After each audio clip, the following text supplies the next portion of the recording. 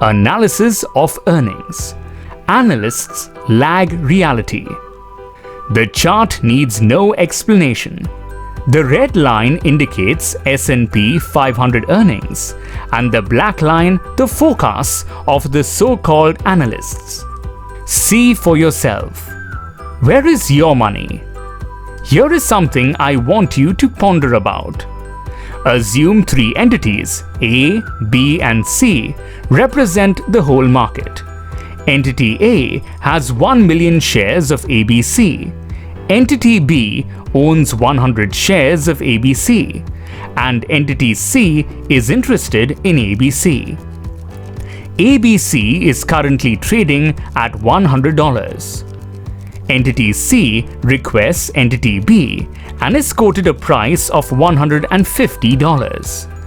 They come to an agreement on the prices and the deal goes through. Now, what happens to Entity A? He is sitting quietly with no involvement in the trade. He is suddenly richer by $50 million as the new price is $150 a share. How much money changes hand? A meager $15,000. Yet Entity A is richer by $50 million. Interesting. A few months later, as the price of ABC sees no trading and the price remains constant, Entity C, in his frustration, requests Entity B to buy the 100 shares of ABC. Entity B says he will buy at $80. In his frustration, Entity C takes a loss and sells the shares to Entity B. The new price for shares of ABC is now $80. Entity C lost exactly $7,000 in the whole trade. What happened to Entity A? He now sees a wealth erosion of $70 million.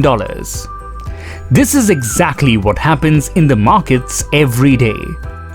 Less than 5 to 10% of the total shares get traded in the markets every day, and this trading affects the rest 90 to 95%. Now, what is the true value of ABC?